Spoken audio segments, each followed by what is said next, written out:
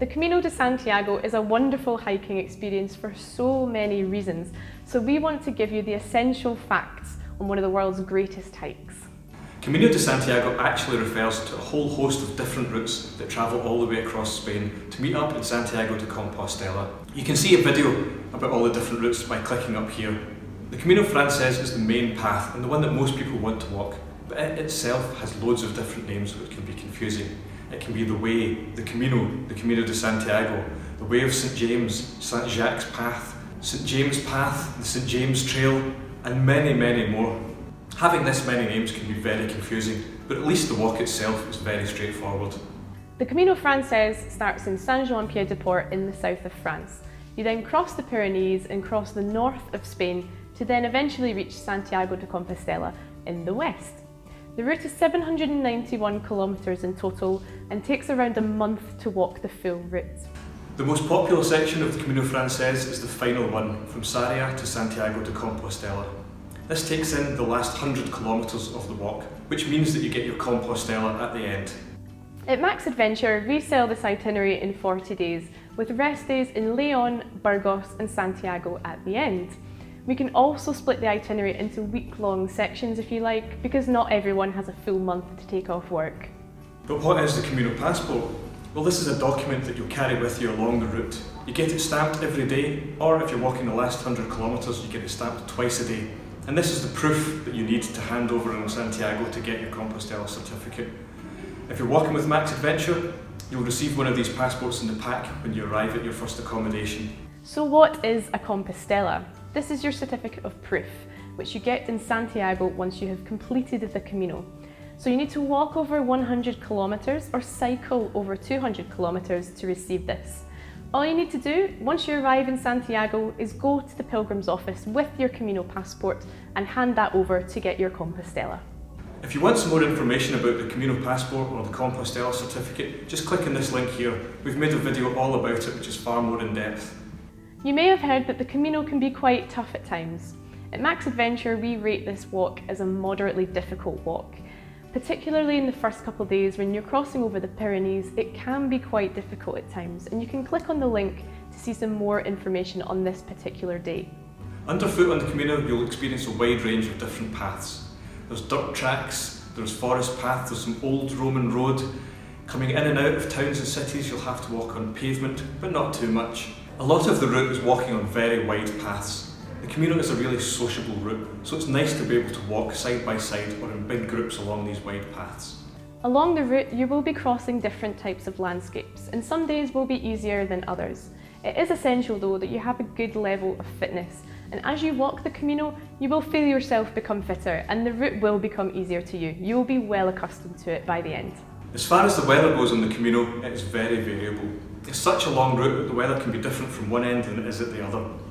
What you can expect is some rain. Compared to the south, the north of Spain is really green, really verdant, and it's because there is a lot of rainfall. So we would recommend packing some waterproofs, just light ones that you can throw in your day pack, nothing too serious. In the very early season there can be some snow on the first day from Saint-Jean-Pied-de-Port to Roncesvalles, but always check in the pilgrim's office before you go.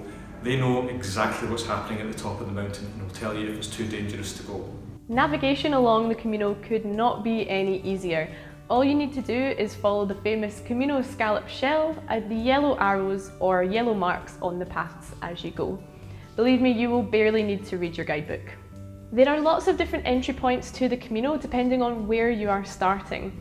If you're starting in Saint-Jean-Pied-de-Port, you can fly to Biarritz, take a quick bus to Bayonne, and from there take the mountain railway up to Saint-Jean. Santiago de Compostela also has an airport with good links to major European hubs. If you would like more information on travel, we do have a comprehensive blog post about this. You can find a link for this in the description box below. Otherwise, we do have a video about this as well, so simply click on the link to see this. There are loads of highlights to walking the Camino de Santiago. Meeting new people is one of the greatest things. Everybody talks to each other, you'll make new friends, you'll walk with different people each day and then catch up with people that you met from days before, and it works so wonderfully well. It's a great way to share with each other, share your stories, share your experiences on the route. Meeting the people is a joy. You'll have the opportunity to see some amazing cities as well, including Pamplona, Logroño, Burgos, León and Santiago itself. The food and culture on the Camino is another highlight. Each region that you walk through has its own specialities in wine and food, which are well worth exploring. Each of the towns and cities that you visit will have something unique too. Unique architectural styles, great restaurants, great bars, great art galleries, always something to visit and see. The Camino is a spiritual experience, but not necessarily just for Christians. It's open to everyone.